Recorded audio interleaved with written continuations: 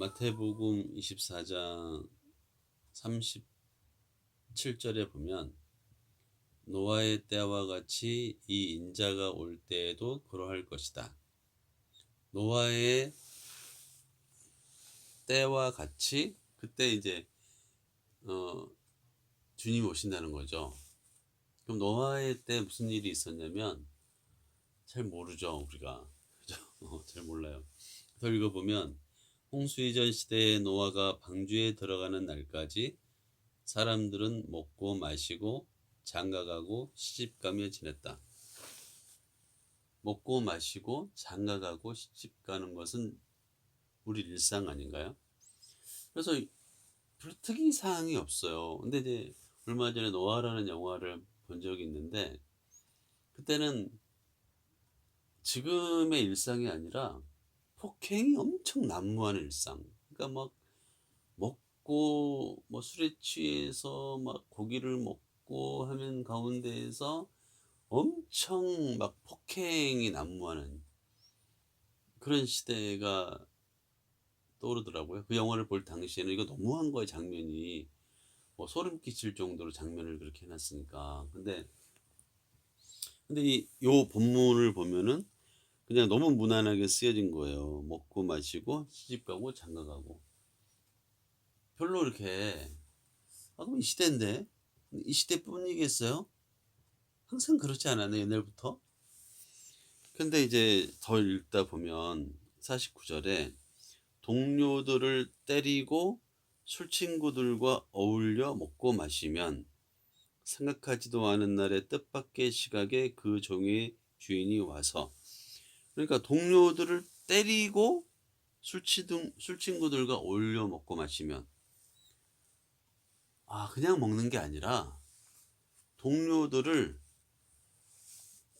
때리면서, 그러니까 그때 제가 얼마 전에 보았던 그 노아라는 영화에 나오는 장면이랑 매칭이 되는 거예요. 폭행. 그럼 하나님이 이 폭행을 얼마나 싫어하시길래 마지막 때 예수님이 말씀하시는 마태복음 24장 이거 한 장 안에 동료들을 때리며라는 구절을 넣으셨을까? 다른 것도 많은데 뭐 요즘 우리 사건 사고 보면은 뭐 말도 안 되는 폭행들이 가끔 나오긴 하죠. 더군다나 솜방망이 처벌해가지고 피해자들이 막 더 힘들어하고 그 보는 우리도 상실감을 많이 느끼기도 하고,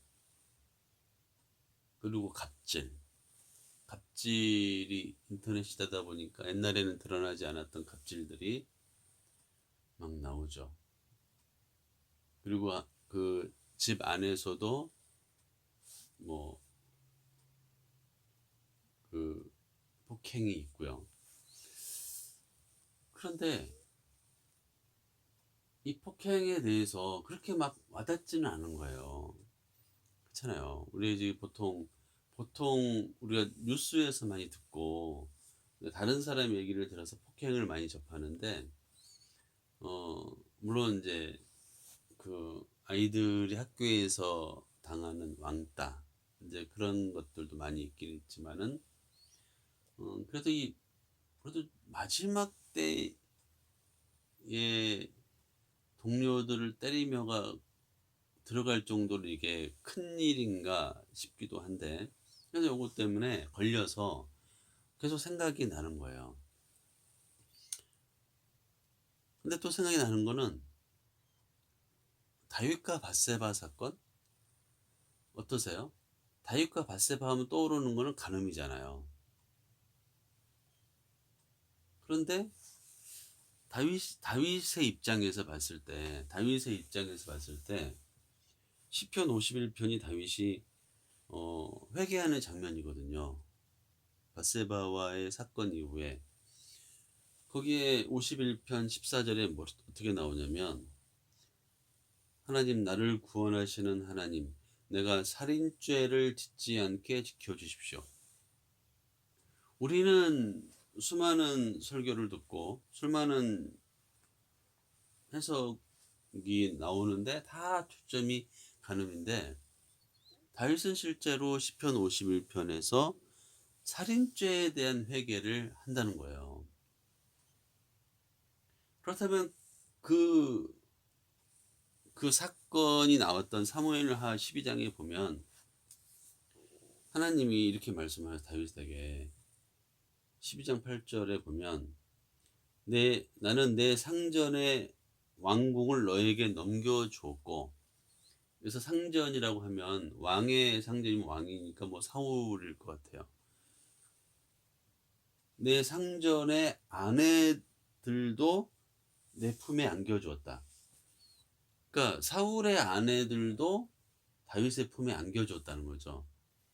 그러니까 이것을 우리가 어떤 윤리적인 차원에서 보면 이게 뭐지? 그렇기는 하지만 그 하나님은 다윗에게 줄 수 있는 것은 다 줬다는 거예요. 그걸 표현하는 것 같아요. 이스라엘 사람과 유다 나라도 너에게 맡겼다. 그것으로도 부족하다면 내가 내게 무엇이든지 더 주었을 것이다.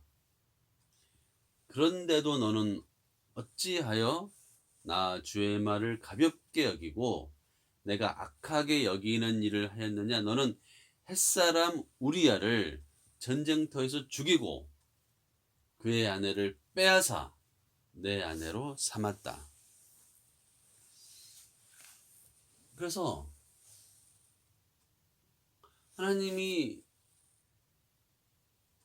다 주고 싶은 대로 다 줬는데도 불구하고 너는 충신 우리야를 죽였을 뿐만 아니라 그의 아내를 빼앗아서 내 아내로 삼았다. 그래서 우리가 생각을 한번 해보면 마태복음 24장과 좀 연결을 시켜보면 또 시편 51편에서 나오는 다윗의 회개의 장면을 생각을 해보면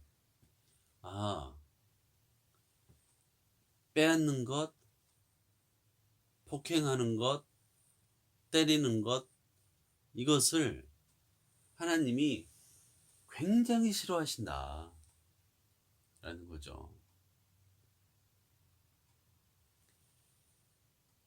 하나님은 사랑이신데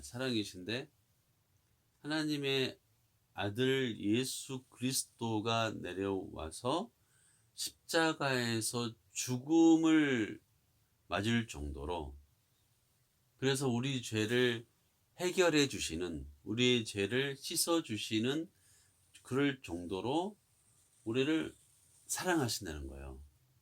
그런데 하나님이 사랑하는 사람을 때리고 하나님의 자녀를 폭행하고 그의 것을 빼앗고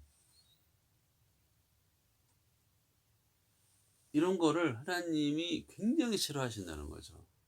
우리도 우리 자녀들이 어디서 맞고 오면은 막 싫잖아요. 뭐 싫은 정도가 아니라 그냥 말로 표현을 못 하잖아요.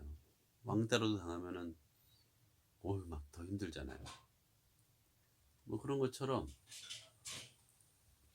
하나님이 자기의 아들 예수 그리스도가 죽음을 통해서 보여주셨던 그 사랑하는 그 사랑이, 그 사랑의 자녀들이 누가 때리고 폭행하는 것은 우리가 생각하는, 우리가 그냥 성경이니까 읽는 동료들 때리고 그런가 보다가 아니라 하나님은 그런 것들이 너무 싫은 것인 거예요. 그리고 그것들 때문에 심판을 하신다는 거죠. 그래서 마태복음 24장을 묵상을 하면서 과연 이 시대가 무엇 때문에 하나님이 이제 심판의 때로 이제 마지막 때의 끝부분으로 치닫게 되는가. 다른 여러 가지 이유들도 많이 있겠지만 본문에서만 비춰봤을 때 동료들을 때리며 술 친구들과 어울려 먹고 마시면 그런 사람들을 악한 사람들이라고 표현했고 벌하신다고 했거든요. 그래서 우리가 한번 다른 사람들을 본의 아니게 상처를 주고 또는 괴롭히지 않았나, 그런 것들을 조금 회개하고 조심해야 되지 않을까 하는 생각이 드네요.